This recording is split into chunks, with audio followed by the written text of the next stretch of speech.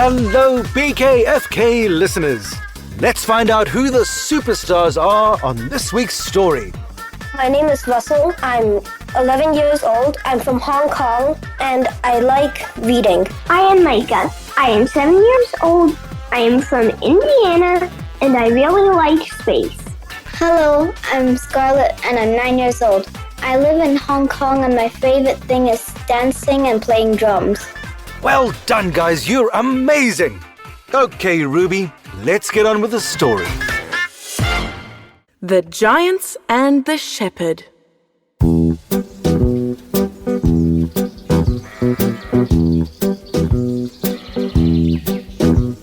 There was once upon a time a poor boy who had neither father nor mother. He was a shepherd, which meant that he looked after sheep. Day and night he spent out in the open fields, and only when it was very wet and stormy did he take shelter in a little hut on the edge of a big forest.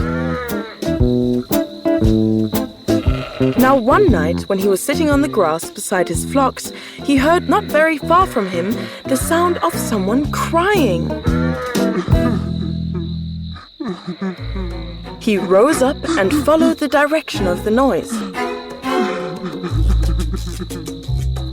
To his astonishment, he found a giant lying at the entrance of the forest. He was about to run off as fast as his legs could carry him when the giant called out, "Don't be afraid, I won't harm you. I will reward you handsomely if you will bind up my foot. I heard it when I was trying to uproot an old oak tree." The shepherd took off his shirt and bound up the giant's wounded foot with it. Then the giant rose up and said, "Now come and I will reward you. We are going to celebrate a marriage today, and I promise you we shall have plenty of fun. Come and enjoy yourself.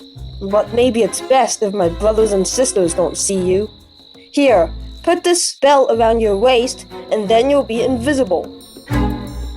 With these words, he handed the shepherd a belt, and walking on in front, he led him to a fountain where hundreds of giants and giantesses were assembled, preparing to hold a wedding. They danced and played different games till midnight. Then one of the giants tore up a plant by its roots, and all the giants and giantesses made themselves so thin that they disappeared into the earth through the hole made by the uprooting of the plant. The wounded giant remained behind to the end and called out, "Shepherd, where are you?" Here I am, close to you. Was the reply. "Hold on to me," Said the giant. "so that you may come with us underground." The shepherd did as he was told. And before he could have believed it possible, he found himself in a big hall where even the walls were made of pure gold. Then, to his astonishment, he saw that the hall was furnished with tables and chairs that belonged to the wounded giant. In a few minutes, they all began to eat and drink. The banquet was a very gorgeous one, and the poor boy ate and drank with delight.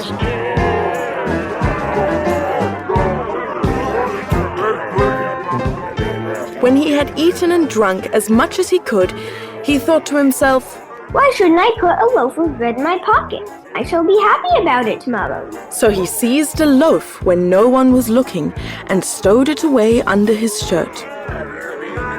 No sooner had he done so, the wounded giant limped up to him and whispered softly, "Shepherd, where are you?" Here I am, replied the boy. "Hold on to me, so that I may lead you up above again."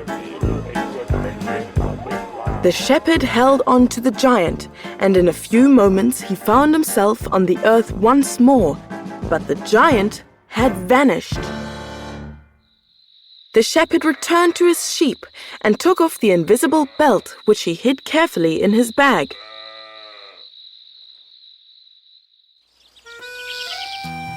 The next morning, the lad felt hungry. and thought he would cut off a piece of the loaf he had carried away from the giant's wedding feast and eat it. But although he tried with all his might, he couldn't cut off the smallest piece. Then in despair he bit the loaf and was astonished when a piece of gold fell out of his mouth and rolled at his feet. He bit the bread a second and third time, and each time a piece of gold fell out of his mouth, but the bread remained untouched. The shepherd was delighted about his stroke of luck, and hiding the magic loaf in his bag, he hurried off to the nearest village to buy himself something to eat, and then returned to his sheep.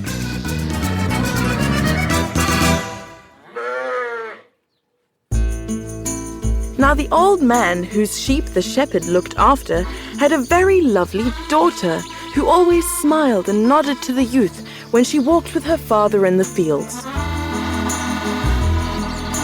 For a long time, the shepherd had made up his mind to prepare a surprise for her on her birthday.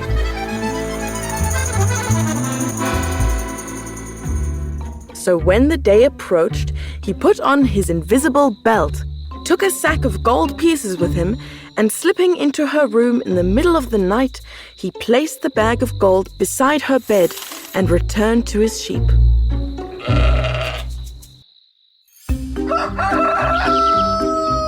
The girl was overjoyed, and so were her parents the next day when they found the sack full of gold pieces. The shepherd was so pleased to think what pleasure he had given that the next night he placed another bag of gold beside the girl's bed. And this he continued to do for 7 nights. And the girl and her parents made up their minds that it must be a good fairy who brought the gold every night.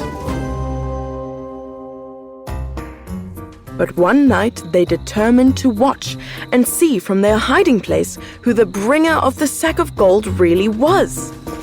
On the 8th night, a fearful storm of wind and rain came on while the shepherd was on his way to bring the beautiful girl another bag of gold.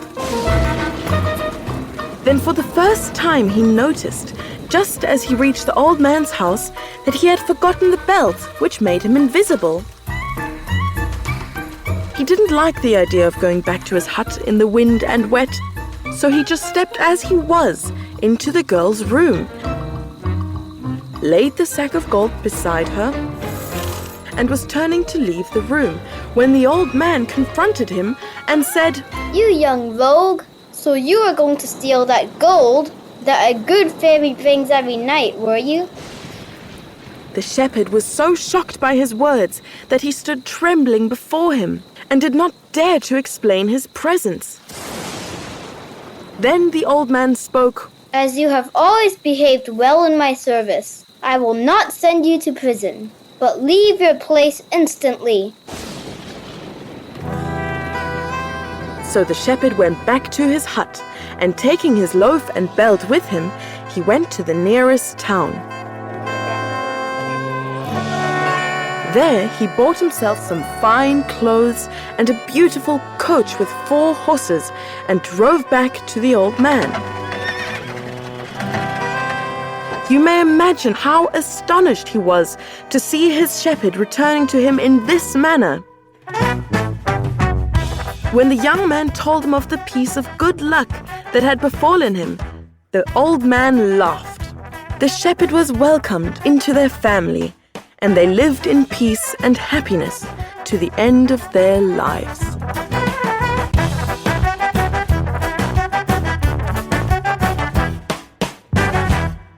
Hey guys, if you like this episode, please share it with your friends and family.